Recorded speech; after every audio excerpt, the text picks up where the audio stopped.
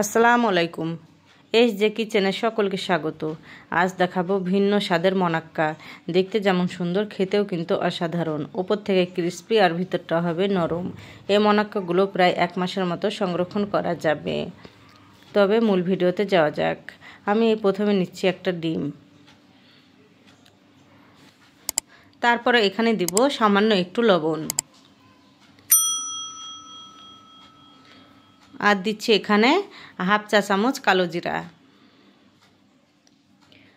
আর দিচ্ছি এখানে 2 টেবিল চামচ চিনি। মিষ্টিটা আপনারা কম বেশি করতে পারেন। আর দেব 1 টেবিল চামচ তেল। এখন সব উপকরণগুলোকে ভালো করে মিক্স করে নিব।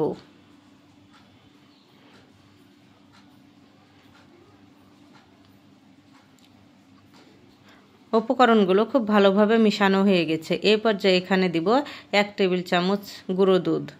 দুধের কারণে কিন্তু এই মনাক্কাগুলো খেতে কিন্তু অসাধারণ লাগবে। তারপরে দিচ্ছি 1 কাপ আটা। আমি এখন হ্যান্ড উইচের সাহায্যে মিশিয়ে নিচ্ছি। এখানে আগেই পানি দিতে যাবেন না। ডিমটা থেকে আর চিনি থেকে যে পানিটা বের হবে প্রায় এই ডোটা হয়ে যাবে তৈরি করা। এখন আমি হাত দিয়ে মেখে নিচ্ছি। এ পর্যায়ে খুব বেশি আঠালো লাগলে আপনারা সামান্য একটু আটা দিয়ে মেখে নিতে পারেন। আমি এখানে অল্প একটু আটা দিয়ে ডোটাকে শক্ত করে মেখে নিয়েছি। আর হ্যাঁ, এই ডোটাকে অবশ্যই শক্ত করে মাখতে হবে, যাতে আমি পিঠাগুলো খুব সহজে বানিয়ে নিতে পারি। এখন এভাবে করে একটা ঢাকনা দিয়ে রেস্টে রেখে দিব প্রায় 10 মিনিটের মতো। 10 মিনিট পর ফিরে আসলাম। অনেকটাই সেট হয়ে গেছে, দেখে বুঝতে পারছেন। এখন আমি সরাসরি রুটি বোর্ডে চলে যাব।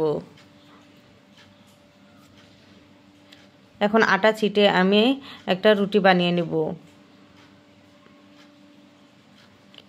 বড় সাইজের একটা রুটি করে নেব। খুব বেশি পাতলা বা খুব বেশি মোটা হবে না, মিডিয়াম করে এই রুটিটা বেলে নিতে হবে।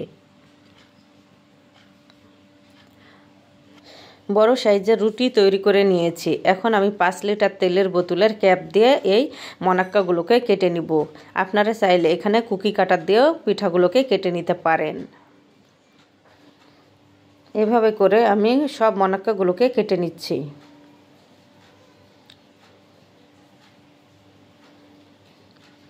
সবগুলো কাটা হয়ে গেছে। এখন আমি বাকি অংশটাকে উঠিয়ে ফেলছি। আর এই বাকি অংশটাকে আমি আবারও এভাবে করে মনাক্কাগুলো তৈরি করে নিব।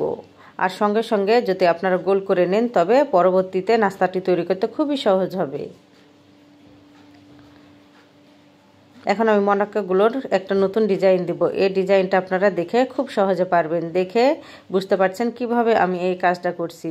দেখতে যেমন সুন্দর হয়, খেতেও কিন্তু অসাধারণ হয় এই মনাক্কাগুলো। ভিন্ন স্বাদের মনাক্কা আপনারা খুবই সহজে অল্প সময়ে করে নিতে পারেন। আশা করছি দেখে বুঝতে পারছেন। এখন এভাবে করে আমি তৈরি করে নিয়েছি। আর আগে থেকে চুলাতে তেল বসিয়ে দিয়েছি। মিডিয়াম আছে, তেলটা গরম হয়ে গেলে এখন মনাক্কাগুলোকে দিয়ে ভেজে নিব।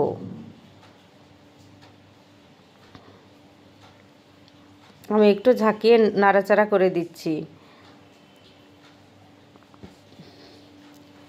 তেলে দেওয়ার সঙ্গে সঙ্গে নাড়াচাড়া করা যাবে না।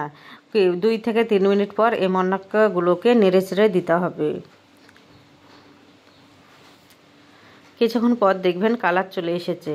আমি গোল্ডেন কালার করে এই মনাক্কাগুলোকে ভেজে নেব। এই সময়তে নাড়াচাড়া সমানে চালিয়ে যেতে হবে, যাতে কোনো পাশ পুড়ে যায় বা কোনো পাশে হালকা কালার না হয়। সব পাশে যেন সমান কালার হয়, সেজন্য অনবরত নেড়েচেড়ে এই মনাক্কাগুলোকে ভেজে নিতে হবে। মনাক্কাগুলো ভাজা আমার হয়ে গেছে। দেখে বুঝতে পারছেন কতটা সুন্দর হয়েছে মনাক্কাগুলো।